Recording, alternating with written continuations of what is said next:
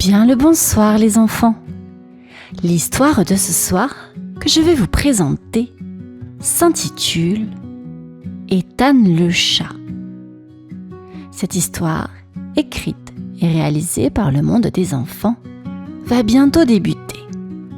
Mais avant de poursuivre, j'ai quelques questions pour toi. As-tu enfilé ton pyjama? T'es-tu brossé les dents? As-tu fait un câlin à tes parents?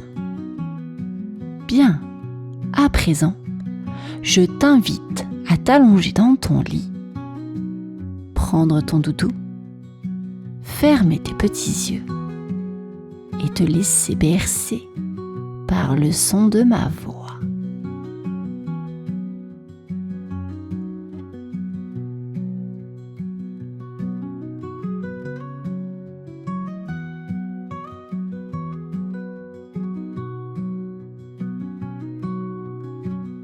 Un matin, Ethan, Clara et Atlas, 3 petits chats espiègles, jouaient dans le jardin d'Agatha, la vieille sorcière du village. Cachés derrière un buisson, ils regardaient avec curiosité le balai magique posé près de la porte de la maison. Ce balai brillait légèrement sous le soleil, comme s'il les invitait à s'approcher. « Regardez, et si on montait dessus ?» proposa Ethan avec enthousiasme. Clara hésita. « Mais et si Agatha nous voit ?»« Elle est partie, on ne risque rien !» répondit Atlas avec un clin d'œil. « Allez, ça va être amusant !» Sans plus attendre, les 3 chats s'approchèrent du balai. Ethan fut le premier à grimper dessus, suivi par Clara et Atlas. Le balai trembla légèrement sous leur poids, mais il resta immobile. « Il ne bouge pas !» murmura Clara, déçue. Mais à peine avait-elle fini sa phrase que le balai se souleva brusquement dans les airs. Les 3 amis se mirent à crier de surprise. Le balai monta plus haut, toujours plus haut, les emmenant au-dessus du village. « Waouh, on vole !» s'exclama Atlas, oubliant la peur qui lui nouait l'estomac. Le vent sifflait autour d'eux et les maisons devenaient petites sous leurs pieds. Le balai filait de plus en plus vite, virevoltant dans le ciel comme un oiseau en liberté. « On aurait peut-être dû réfléchir avant » marmonna Clara, accrochée de toutes ses forces. Mais il était trop tard. Leur folle aventure venait de commencer. Le balai allait de plus en plus vite. Ethan, Clara et Atlas s'accrochaient de toutes leurs forces. Le vent soufflait si fort qu'ils pouvaient à peine se parler. Leurs oreilles se redressaient et leur queue flottait dans l'air. Le balai zigzaguait au-dessus des arbres, plongeait vers le sol, puis remontait brusquement dans le ciel. Clara, les yeux fermés, criait « Ah, je n'aime pas ça !» Mais Ethan, toujours curieux, ouvrit un œil. « Regardez, on passe au-dessus du lac !» Au-dessus d'eux, l'eau scintillait. Les poissons sautaient hors de l'eau comme pour les saluer. Mais ils n'avaient pas le temps d'admirer le paysage.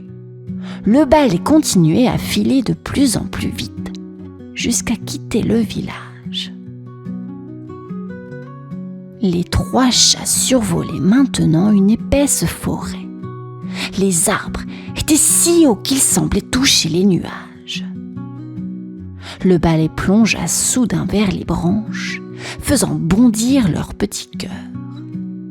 Les feuilles des arbres caressaient leurs moustaches alors qu'ils passaient à toute vitesse à travers la forêt.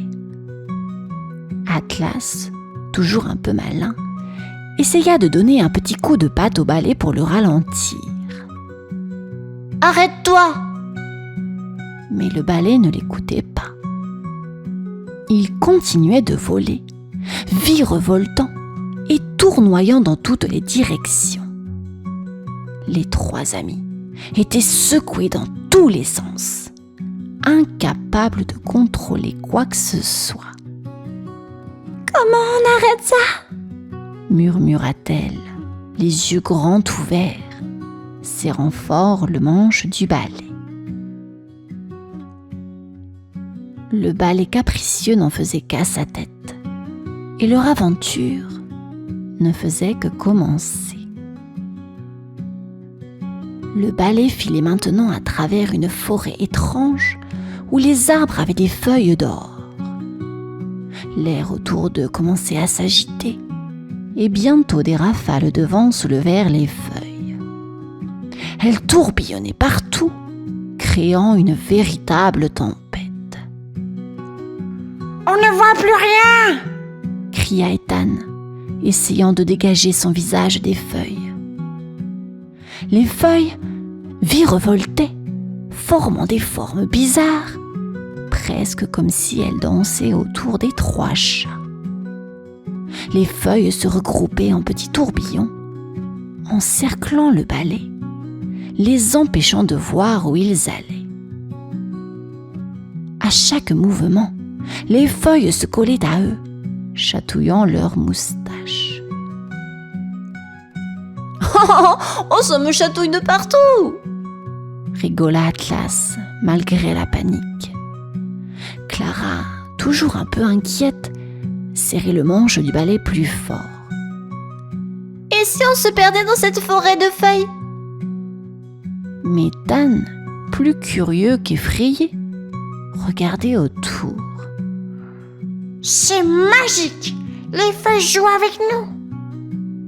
Le balai, lui, continuait de tracer sa route, esquivant les arbres de justesse. Parfois, ils plongeaient si bas que leurs pattes touchaient presque le sol couvert de feuilles dorées. Puis, d'un coup sec, ils remontaient dans les airs, les emmenant encore plus loin dans la tempête. Les 3 amis, secoués par les virages rapides, ne savaient plus où donner de la tête. Mais au fond d'eux, ils sentaient l'excitation grandir. Cette course folle devenait un jeu étrange et fascinant. Soudain, le vent se calma un peu et ils se retrouvèrent face à une grande clairière. Mais la folle aventure n'était pas terminée. Le balai vola à toute vitesse au-dessus de la clairière, emmenant Ethan, Clara et Atlas vers un grand champ rempli de citrouilles. Mais ces citrouilles n'étaient pas ordinaires. Elles étaient gigantesques et semblaient bouger. « Regardez, elle bouge !» s'exclama Clara, ses yeux ronds de surprise. En effet, les citrouilles roulaient dans tous les sens, comme si elles étaient vivantes. Certaines sautaient, d'autres tournoyaient sur elles-mêmes, et quelques-unes semblaient même courir sur des petites pattes invisibles. Ethan, toujours curieux, ne pouvait s'empêcher de rire. « Des citrouilles qui courent, c'est trop drôle !» dit-il en essayant de ne pas tomber du balai. Mais Atlas ne rigolait pas du tout. « Attention, elles essayent de nous attraper !» Les citrouilles bondissaient de plus en plus près, tentant de toucher les 3 chats qui volaient juste au-dessus d'elles. Le balai zigzaguait entre les citrouilles, esquivant les plus grosses, mais frôlant parfois les plus petites.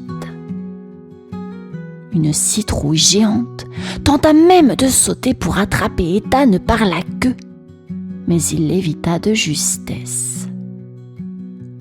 Clara, un peu effrayée, ferma les yeux. « On doit sortir d'ici !» Le balai, comme s'il avait entendu, accéléra encore une fois, les emmenant hors du champ de citrouilles. Les trois amis laissèrent derrière eux les citrouilles bondissantes, soulagés, mais essoufflés par cette nouvelle épreuve. « Qu'est-ce qui va encore nous arriver ?» murmura Atlas. Le balai continuait sa course folle, les emportant vers de nouvelles aventures. Après avoir échappé aux citrouilles bondissantes, le balai s'éleva dans le ciel. Ethan, Clara et Atlas se retrouvèrent au milieu de gros nuages blancs. Au début, tout semblait calme. Ils flottaient doucement entre les nuages cotonneux et les trois amis commencèrent à se détendre. « C'est joli ici », murmura Clara en regardant les nuages autour d'eux. Mais soudain, un petit oiseau apparut. Il avait des plumes colorées et un large sourire farceur. Il tourna autour du balai et poussa un cri joyeux. Bientôt, d'autres oiseaux arrivèrent, tout aussi espiègles. Ils riaient et tourbillonnaient autour des trois chats. « Qu'est-ce qu'ils font ?» demanda Ethan en essayant de les suivre des yeux. Les oiseaux farceurs se mirent à tirer sur le balai, le faisant tourner dans tous les sens. Ethan, Clara et Atlas étaient secoués comme dans un manège fou. Les oiseaux s'amusaient à les faire tourner plus vite, riant à chaque tour. « Arrêtez! On va tomber !» cria Atlas, ses petites pattes serrées autour du balai. Mais les oiseaux continuaient leur jeu, tirant, poussant et riant de plus en plus fort. Clara, un peu énervée, essaya de les repousser avec sa patte, mais cela les fit encore plus rire. Les trois chats tournaient tellement qu'ils en avaient le vertige. Finalement, les oiseaux, fatigués de leur farce, s'envolèrent en riant, laissant le balai filer à toute vitesse hors des nuages. Essoufflés et un peu étourdis, Ethan, Clara et Atlas se reprirent. Mais où le balai les emmenait-il maintenant ? Le balai continuait sa course folle, mais cette fois-ci, Ethan, Clara et Atlas avaient une idée. Ils devaient retourner chez Agatha. C'était la seule qui pouvait les aider à arrêter ce balai capricieux. « On doit rentrer à la maison !» cria Clara, serrant la manche du balai. « Oui, mais comment on fait ?» demanda Atlas, paniqué. Ethan regarda au loin et aperçut la maison d'Agatha. « Là-bas! Guide-le vers la maison !» Ils tirèrent tous ensemble sur le manche du balai, le faisant descendre petit à petit vers le sol. Mais le balai ne voulait toujours pas obéir facilement. Il zigzaguait entre les arbres, manquant de peu de les faire tomber à plusieurs reprises. Enfin, ils arrivèrent devant la petite maison d'Agatha. Le balai ralentit et se posa doucement juste devant la porte.